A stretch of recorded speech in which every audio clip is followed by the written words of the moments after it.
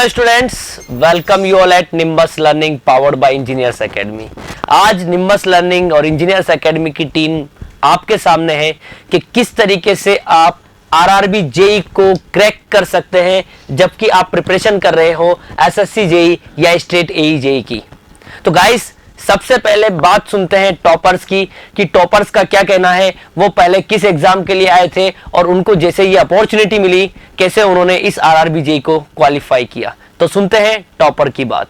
पहले आपने प्रिपरेशन अपने यहाँ कोचिंग जो की थी वो किस एग्जाम के लिए की थी, मतलब मेन क्या मोटिव लेके आप आए थे? एक्चुअली मेरा मेन मोटिव था वो एसएससी जेई ही था। एसएससी जेई था, ठीक है। एसएससी जेई के अकॉर्डिंग मैं सिलेबस को पढ़ रहा था, ठीक है। उसको पढ़ते पढ़ते मेरा ये आया, वैकेंसी आ गई आरआरबी जेई का वैकेंसी आया, उसका मैंने फॉर्म फिल कर दिया जी। इवन फॉर्म तो मैंने सभी फिल किए हैं, जैसा आपको मालूम है जी। आपने फॉर्म तो जो भी निकलते गए वो फॉर्म तो जैसे ESIC JE, FCI JE, RRB JE, जैसा आपने बताया भी था, बिल्कुल।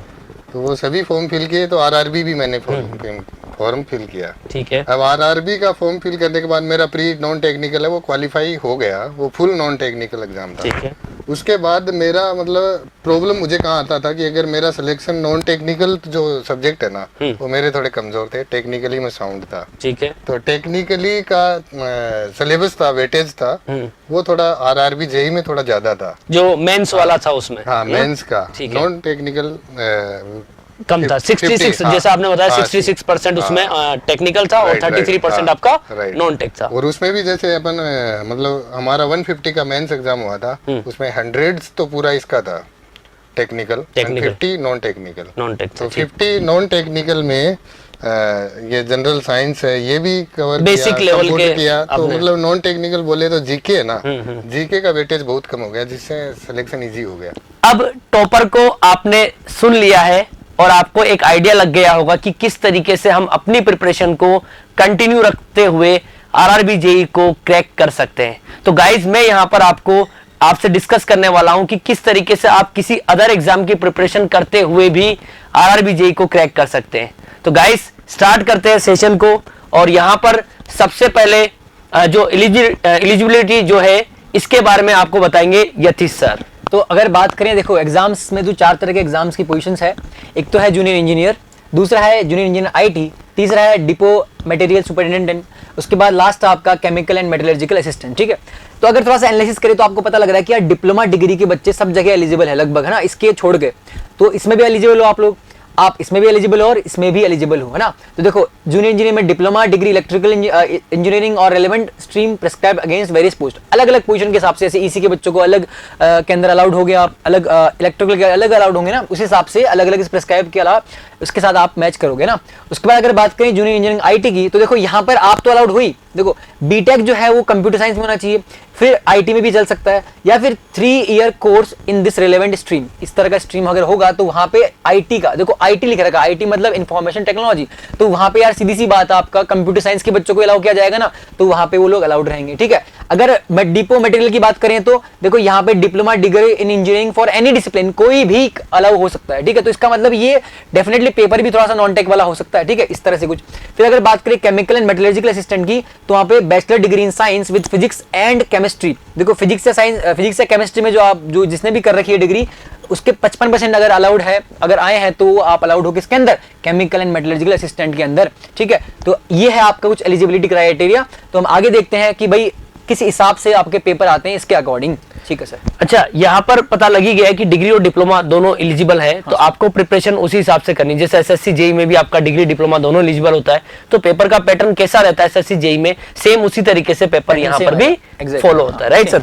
चलो, तो नेक्स्ट है बच्चों आपके लिए आरआरबी जेई एग्जाम का पैटर्न। तो ये मैं आपसे डिस्कस कर लेता हूँ कि जो पिछली बार 2019 के अंदर जो 2019 के अंदर जो वैकेंसी आई थी बच्चों, उसके अंदर जो एग्जाम का पैटर्न था उसमें सबसे पहले सीबीटी 1 हुआ था, ठीक है। और सीबीटी 1 के अंदर केवल क्वालिफाइंग था कि उनको जो है 15 गुना बच्चे लेने थे, तो उन्होंने इतने गुना बच्चे लिए थे, केवल क्वालिफाइंग था, इसके कोई मार्क्स सीबीटी 2 में ऐड नहीं हुए थे, राइट। अब इसका जो सिलेबस था बच्चों, मैथमेटिक्स थी, मैं इसी की डिस्कस करूंगा आपसे, इसी को लेकर के आगे जाकर के मैं आपको बताऊंगा कि ये सिलेबस जो स्टेट एई के एग्जाम्स होते हैं उनके सिलेबस से कितना मैच होता है, ये कितना डिफरेंट है, ठीक है। मैथमेटिक्स के 30 क्वेश्चंस थे और 30 क्वेश्चंस आपके जो थे 13 मार्क्स के थे। जनरल इंटेलिजेंस एंड रीजनिंग जो थी 25 क्वेश्चन थे बच्चों, 25 ही आपके मार्क्स थे। जनरल अवेयरनेस 15, एक नंबर का बिल्कुल एक नंबर का एक क्वेश्चन था, राइट, सीधी सी बात। 15 मार्क्स के थे ये भी। और जनरल साइंस जो थी वो 30 और ये 30 थी, राइट। और आपने देखा होगा बच्चों की general intelligence and reasoning, general awareness और जनरल साइंस ये तो एसएससी जेईई में भी कॉमन है, Exactly, sir, राइट। हाँ। यानी आपका केवल डिफरेंस 30 मार्क्स का है सर, मैथमेटिक्स राइट। मैथमेटिक्स को थोड़ा सा डिफरेंस है। इवन मैथमेटिक्स भी 10th लेवल की है सर। जी तो बिल्कुल आराम से बिल्कुल सर, सबको बिल्कुल इजीली कर सकते वही हैं। एलसीएम और एचसीएफ निकालना ही हाँ, है, वही तो निकालना। बच्चा इजीली अगर एक महीने भी मैथमेटिक्स को देखे तो आराम से उसको अभी syllabus भी कर देख लेंगे सकता ना, है। अभी बिल्कुल syllabus भी सिलेबस को भी डिटेल हम देखेंगे। हाँ। और टोटल टाइम था सर 90 मिनट्स था, राइट। 90 मिनट्स था। और सीबीटी 2 की अगर हम बात करें तो यहां पर टेक्निकल ऐड हुआ था आपका, और वो कब है आपका, general awareness 15, physics chemistry 15, basic of computer and application ये नया सब्जेक्ट यहां पर ऐड हुआ है, जो कि 10 क्वेश्चन थे 10 मार्क्स के, राइट।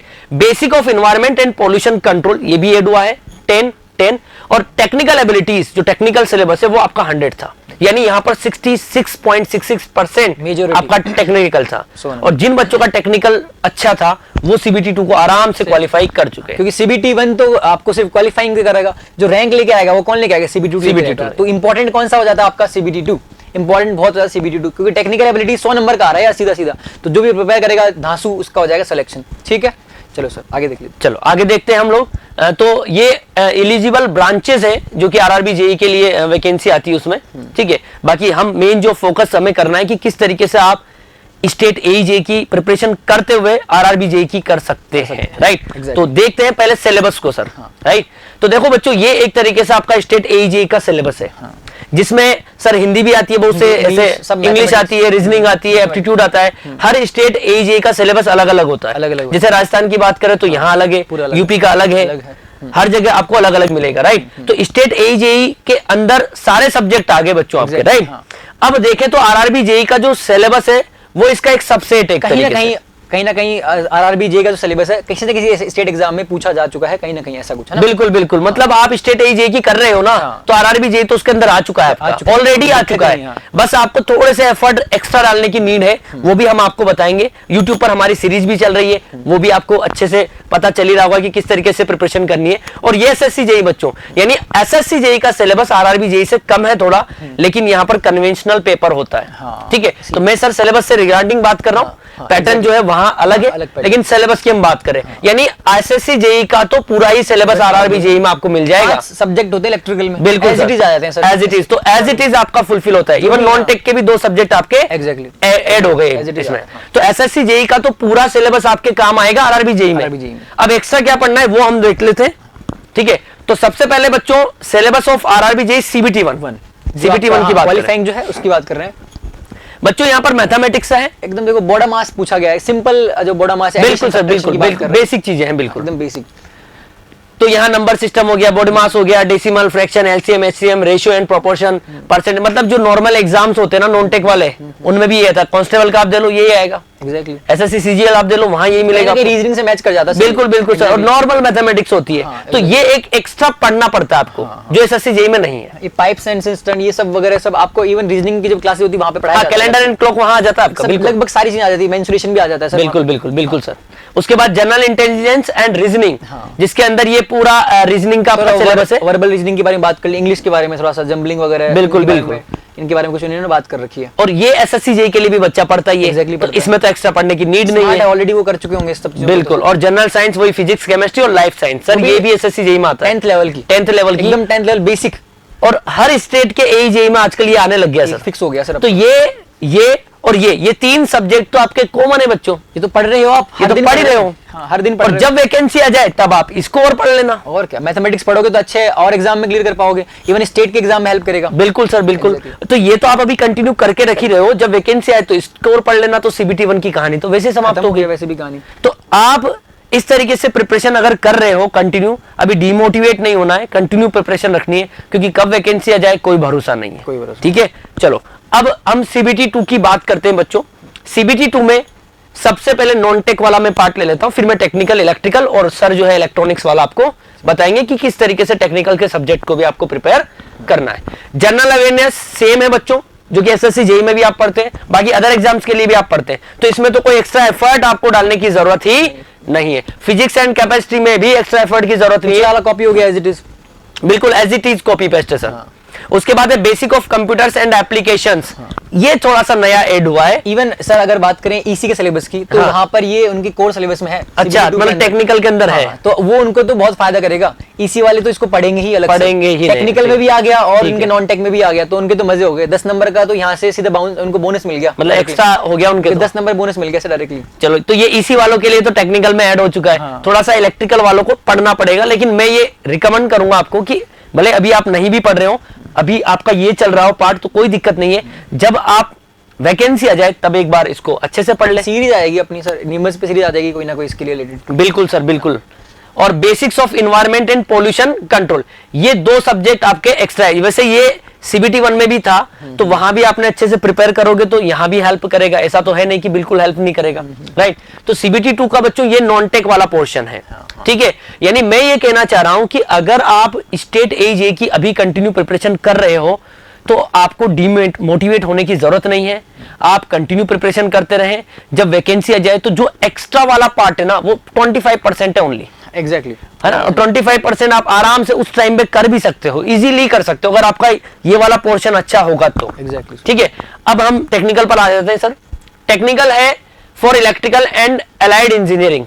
बच्चों ये syllabus as it is copy paste SSC JE का, टेक्निकल वाला तो। और मैं आपको बता दूं, एसएससी जेई की भी डिग्री डिप्लोमा लेवल की वैकेंसी होती है। क्वेश्चन का जो लेवल होता है as it is SSC JE जैसा ही होता है, कोई ज्यादा वेरिएशन नहीं है। आप YouTube पर सीरीज भी देख रहे हैं, आपको सब पता है। क्वेश्चन वहीं से छपते हैं सर, कई बिल्कुल एज इट इज 3-4 क्वेश्चन मतलब आपको हर सब्जेक्ट में मिल जाएंगे, एज इट इज उठा के अगर आप एसएससी जेई के प्रीवियस ईयर भी करके चले जाते हैं टेक्निकल में, तो मुझे नहीं लगता कि कोई कमी रहेगी, आराम से पूरी प्रिपरेशन हो जाएगी, बिल्कुल बढ़िया से एकदम आराम से निकलेगा। और देखो पढ़ो basic concept, resistance, inductance, capacitance, various factors affecting them, concept of current, voltage, power, energy and their units, मतलब बहुत बेसिक है sir. Circuit law, Kirchhoff's law, simple circuit solution using network theorems, magnetic circuits हो गया, ये पूरा network का part हो गया, ये फंडामेंटल्स हो, मतलब ये डिप्लोमा लेवल का सिलेबस है बच्चों। It is not the degree level syllabus, exactly, क्योंकि डिग्री लेवल में सर बहुत सारे सब्जेक्ट ऐड होते हैं, लेकिन डिप्लोमा लेवल में फिक्स है कि ये 5 सब्जेक्ट आने और यही आएंगे। अभी आरएसएसबी की वैकेंसी में भी यही आए थे 5, बिल्कुल यही आए थे डिप्लोमा लेवल में, बिल्कुल। अगर अपन बात करें डिग्री में, तो वहां पे कंट्रोल सिस्टम, वहां और भी ऐड हो गए थे, और ऐड हो गए थे, पर यहाँ पर ऐड नहीं है। देखो सिंपल सब्जेक्ट है ना, बिल्कुल सिंपल है और बेसिक लेवल का ही आता है बच्चों। आपका हो गया ये मेजरमेंट एंड मेजरिंग इंस्ट्रूमेंट है, सारे टॉपिक हम क्लास के अंदर भी पढ़ते हैं बच्चों, एज इट इज क्वेश्चन में, क्लास और में ऐसे कैसे आपको क्वेश्चन मिल जाएंगे। बस यहाँ एक नया टॉपिक आपको देखने को मिल सकता है, that is earth fault detection, ठीक है। तो ये आप जरूर देख जाएं, बाकी तो आप हर चीज को पढ़ते हैं। सीआरओ आपका हो ही गया, extension range of watt meter, multimeter, सब कुछ ए टू जेड हम पढ़ते हैं, राइट। उसके बाद आता है बच्चों आपका इलेक्ट्रिकल मशीन्स। मशीन्स के अंदर डीसी है, वही ट्रांसफॉर्मर है आपका, इंडक्शन है और सिंक्रोनस है। टॉपिक्स वो के वही है सिलेबस में, इसमें भी कोई डिफरेंस नहीं है, ठीक है। आराम से आप लोग इजीली पढ़ते हुए, क्लास नोट्स को पढ़ते हुए कंटिन्यू प्रिपरेशन। बस मैं ये कहना चाहता हूं, मोटिव जो इस वीडियो का ये है कि आप अपनी प्रिपरेशन कंटिन्यू रखें, जब भी वैकेंसी आए, जो अदर आपके सब्जेक्ट है जो कॉमन नहीं है, उस टाइम थोड़ा सा एफर्ट करो। ऐसा नहीं कि आपको ऐसे आरआरबी के लिए अलग से स्टार्ट करना है, हाँ अलग से स्टार्ट करना नहीं कि सर मेरे को तो आरआरबी करनी है। हाँ, तो इस केस में आप क्या करोगे, सीधा आपको जो आपको कंटेंट एक्स्ट्रा जो एफर्ट लगाने पड़ रहा है, उसके लिए थोड़ा सा टाइम निकालो, बाद में 1-2 घंटा उसके लिए निकालो, बिल्कुल, और बाकी प्रिपरेशन कंटिन्यू करते रहो, कंटिन्यू चलती रहेगी। एग्जैक्टली। और इस साल एसएससी जेई की तो आनी है, राइट। फिर आता है पावर सिस्टम बच्चों, ट्रांसमिशन एंड डिस्ट्रीब्यूशन, ठीक है। और उसके बाद स्विच गियर एंड प्रोटेक्शन, यहाँ estimate and costing, utilisation of electrical energy और बेसिक इलेक्ट्रॉनिक्स। बच्चों पूरा एसएससी जेई का ही सिलेबस है टेक्निकल। और मैं आपको एक खास बात बता दूं, जिसका आरआरबी जेई प्री निकल जाता है और जिसका सीबीटी 2 के अंदर टेक्निकल बढ़िया होता है, वो सीबीटी 2 निकाल देता है, exactly. जिसका टेक्निकल बेस्ट होता है। सीबीटी 2 निकलेगा ही तो रैंक आएगी, आराम से निकल जाएगा, तभी आपकी रैंक बनेगी और तभी आपकी कोई जॉब की वैकेंसी निकलेगी आपकी, ठीक है। बिल्कुल। अब आता है सर अपने इलेक्ट्रॉनिक्स वाले पार्ट पर, राइट। इलेक्ट्रॉनिक्स की अगर बात करें तो देखो सिंपल है, जो सबसे पहला टॉपिक है वो तो इसी तरीके से अगर बेसिक की बात करें तो देखो क्या बोला, कंडक्टर, सेमीकंडक्टर, इंसुलेटर, ये सब क्या होते हैं, ठीक है। उसके बाद ये मैग्नेटिक मटेरियल्स के बारे में कुछ बातें कर रहा है कि यार मटेरियल्स कौन कौन से हैं, ठीक है। बहुत ही बेसिक मटेरियल्स की बात कर रहा है, ठीक है।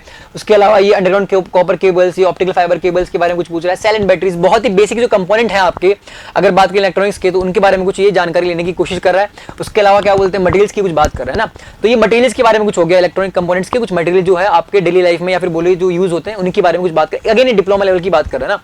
फिर उसके बाद अगर बात करते हैं electronics device and circuit, EDC जो आप पढ़ते हो, सबसे बेसिक सब्जेक्ट क्या होता है आपका? अगर बात करें ईसी का जो बेसिक सब्जेक्ट क्या है, दैट इज ईडीसी। तो ईडीसी के बारे में, पीएन जंक्शन के बारे में आप सब पढ़ते हो, थायरिस्टर आप पढ़ते हो, डायोड आप पढ़ते हो, ट्राई डायोड आप पढ़ते हो, ठीक है, oscillator, multivibrator, everything is the basic part of your EDC, ठीक है, सबसे बेसिक की बात कर रहे हैं। फिर उसका थोड़ा सा एप्लीकेशन आ गया आपका किसमें, डिजिटल इलेक्ट्रॉनिक्स के अंदर, वो भी आप पढ़ते हो। कोर सब्जेक्ट क्या है आपके, दैट इज कम्युनिकेशन हो गया आपका, कोर क्या हो गया, ईडीसी हो गया, ऑपएम हो गया, या फिर बोलो एनालॉग इलेक्ट्रॉनिक्स हो गया, बस वही आपका सारा सिलेबस है इसके अंदर, ठीक है। डिजिटल इलेक्ट्रॉनिक्स आपका सिलेबस हो गया। ये लीनियर इंटीग्रेटेड सर्किट क्या होता है सर, ये एनालॉग इलेक्ट्रॉनिक्स है यार, ऑपएम है, simple op amp, introduction of op amp, linear application, non linear application, voltage regulator, सारा का सारा पूरा ऑपएम का ही पार्ट है ये, ठीक है। ऑपएम से जो ईडीसी जो आपने पढ़ा उसका एप्लीकेशन यहाँ पर आ गया।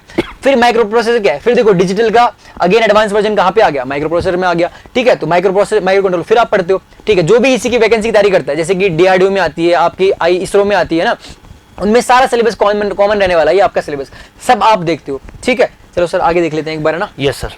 अच्छा, उसके बाद क्या आपका मेजरमेंट, जो अभी आपने देखा मेजरमेंट भी क्लास में होता है, और यहाँ तो कम है सर, वहाँ थोड़ा ज्यादा था, यहाँ बहुत कम है। एग्जैक्टली कम है। देखो मेजरिंग सिस्टम के बारे में बोल रहे हैं, आपके प्रिंसिपल्स क्या है, सिंपल प्रिंसिपल, एक्सटेंशन पूछ लिया, सीआरओ पूछ लिया, और एलसीडी एलईडी पैनल्स के बारे में बात कर ली, ट्रांसड्यूसर। बेसिकली अगर बात करें तो सिलेबस इसने थोड़ा सा कम कर दिया, जैसे पावर वाला पार्ट को हटा दिया, बाकी सारा पार्ट इसने कवर कर लिया, कहीं ना कहीं उसने सारा पार्ट मेंशन कर दिया, ठीक है। फिर अगर बात करें, देखो आप हो इलेक्ट्रॉनिक्स कम्युनिकेशन के, तो आपकी कोर तो हो गई, तो this is your communication part. तो कम्युनिकेशन का जो बेसिक आइडिया आपको होना चाहिए। देखो ऐसा नहीं है कि कोई बहुत भारी कम्युनिकेशन आने वाला है, ठीक है। जो ये सारे के सारे तीनों के तीनों जो टॉपिक्स है, ये कई बार ऐसा लगता है कि सुने नहीं हमने ना, पर इसके अंदर क्या है कि सिंपल बेसिक, जैसे इंट्रोडक्शन ऑफ कम्युनिकेशन, कम्युनिकेशन के इंट्रोडक्शन, बेसिक डेफिनेशन की बात कर रही है। फिर मॉड्यूलेशन के बारे में बात कर, टेक्निक्स कौन कौन सी मॉड्यूलेशन होती है, एएम होता है, एफएम होता है, इनके बारे में कुछ बात कर रही है। मल्टीप्लेक्सिंग टेक्निक्स की बात कर रहा है, ये भी बहुत सिंपल अपन जब भी कम्युनिकेशन की बात करते हैं वहां पे इनका डिस्कशन होता ही रहता है ना। तो बेसिक आपका कम्युनिकेशन की ये बात चल रही है। अगेन ये डेटा कम्युनिकेशन क्या है, आपका कंप्यूटर नेटवर्क्स की बात कर रहे हैं ना, ये अगेन टॉपिक आता है, थोड़ा सा मिक्स है एक इसका कंप्यूटर साइंस का topic, that is this data communication and network. तो यहाँ पर आपको जैसे कि data communication, hardware and interface, और networking devices, local area network, ये थोड़ा सा आपको एक्स्ट्रा एफर्ट लगाना पड़ सकता है, हो सकता है कि आपने कहीं नहीं देखा हो, बट अगेन कई जगह ये कोर्स आपके सिलेबस के अंदर होता है इन एग्जाम्स, ठीक है। फिर अगर बात करें कंप्यूटर प्रोग्रामिंग की, तो देखो आपसे कोडिंग तो करवाएगा नहीं, लिखवाएगा तो नहीं, तो इसका मतलब वो क्या पूछने वाला है, यहाँ से आपसे बेसिक क्वेश्चन पूछेगा प्रोग्रामिंग के ऊपर, कि भाई ये प्रोग्रामिंग के अंदर ये वाला पार्ट क्या बोलते हैं, इस वाले पार्ट को क्या बोलते हैं, ये कैसे करते हो, मतलब सिंपल क्वेश्चन आपसे पूछ सकता है। एडवांस में आपसे हो सकता है कि थोड़ा कोड लिखवा दे, सूडो कोड, है ना, उसमें भी आपसे कोडिंग पूरी नहीं करवाने वाला, सूडो कोड आपसे लिखवा सकता है, बट मुझे नहीं लगता है ये वहां तक भी आपसे पूछने वाला है। बेसिक से बेसिक क्वेश्चन आपसे पूछने वाला है, क्योंकि आपका लेवल डिप्लोमा लेवल का एग्जाम है ना यार, डिग्री डिप्लोमा दोनों का सिलेबस सेम है। तो अब क्या होगा कि सिलेबस सेम है, तो भाई इतना एडवांस तो जा नहीं सकता, तो मतलब बेसिक क्वेश्चन पूछने वाला आपसे। तो ये सारा पार्ट इवन क्लास में आपको निम्बस भी कराने वाला है, ठीक है। तो आई थिंक निम्बस में जो कोर्स होगा सर, उसमें डेफिनेटली ये सारा पार्ट इसी वालों के लिए बिल्कुल है सर, पूरा का पूरा पार्ट होगा। डेटा कम्युनिकेशन भी होगा, आपका कंप्यूटर नेट प्रोग्रामिंग होगा, ठीक है। अगर बात करें लास्ट में इन्होंने डाल दिया कौन सा, आपका सर्किट के बारे में डाल दिया कुछ ना कुछ, ठीक है। डीसी सर्किट्स के बारे में बात कर दी, एसी फंडामेंटल की बात कर दी, मैग्नेटिक सर्किट की बात कर दी, thermal and chemical effect of electric current, कुछ अगेन बेसिक जो आपका जो नेटवर्क का जो पार्ट था, अभी अपन ने देखा था लास्ट वाले सिलेबस में इलेक्ट्रिकल इंजीनियरिंग के लिए, बस वही बेसिक वाला पार्ट यहाँ पे इन्होंने पुट कर दिया एज इट इज। बात समझ में कि इंस्टॉलेशन, मेंटेनेंस, टेस्टिंग, सब चीजें क्लास में कवर होने वाली है, ठीक है। थोड़ा सा ईसी वालों के लिए अलग से एफर्ट लगाने पड़ेंगे, ठीक है, क्योंकि ये सारा पार्ट हर कोई कवर नहीं कराता है। तो ये सारे पार्ट आपको निम्बस पे प्रॉपर फॉलो करने पड़ेंगे और अलग से इसको देखना पड़ेगा, ठीक है। चलो सर। यस, तो बच्चों मैं आपको एक बात बता दूं कि 2014 में जो वैकेंसी आई थी सर, उसमें मतलब एक सिविल, मैकेनिकल और इलेक्ट्रिकल, मतलब तीनों बच्चों को पढ़ने पड़ते थे। उसमें उनको इलेक्ट्रिकल भी पढ़ना पड़ता था, सिविल को भी पढ़ना पड़ता था, मैकेनिकल भी पढ़ना पड़ता था, मतलब वो लेवल ज्यादा टफ था सर उस टाइम। लेकिन अब जो लेवल बनाए बच्चों, सीबीटी 1 आपने निकाला, सीबीटी 2 में कॉमन सिलेबस है टेक्निकल, तो आपको इसके लिए ये चिंता नहीं करनी कि सर हम कैसे प्रिपरेशन करें, क्या नहीं करें। आप जो भी अभी करंट में कर रहे हैं, जो भी स्टेट एजे की आप प्रिपरेशन कर रहे हैं, चाहे वो यूपीपीसीएल की करें, चाहे आप एसएससी जेई की करें, चाहे आप आरएससीबी की करें, चाहे आप आरएसएम एसएसबी की करें, या किसी भी स्टेट एजे की प्रिपरेशन कर रहे हो, उसी को कंटिन्यू रखिए। जब भी ये वैकेंसी आनी होगी सर, ये आ जाएगी एग्जैक्टली। और जैसे ही वैकेंसी आए, आप थोड़े से एफर्ट्स और लगाओ, उस टाइम लगा लेना, आराम से आपका एग्जाम निकल जाएगा। तो ये बहुत बच्चों का डाउट था कि सर मतलब कैसे प्रिपरेशन की जाए, तो इसीलिए हम ये वीडियो लेकर के आए और आपको टॉपर स्टॉक के अंदर भी हमने वीडियो दिखाया है।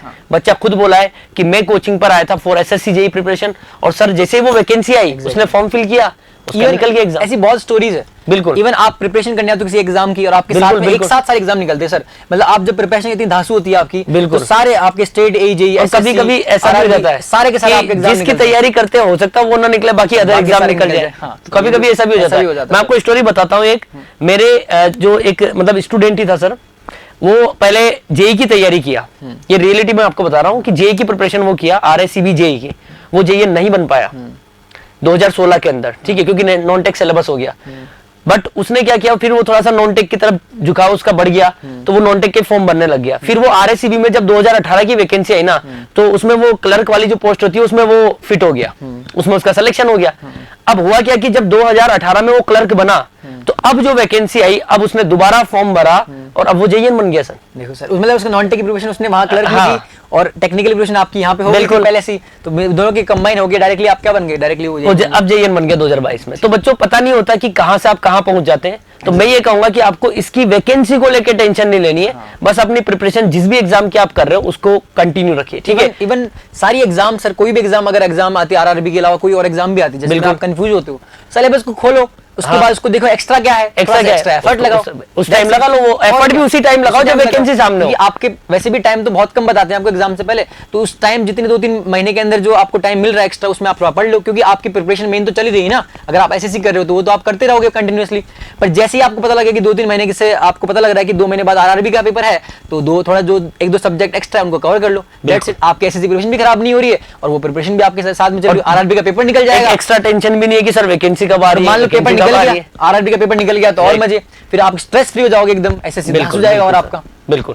तो यही मैं कहना चाहूंगा कि सफलता के लिए किसी भी खास समय का इंतजार मत करो, बल्कि अपने हर समय को खास बना लो।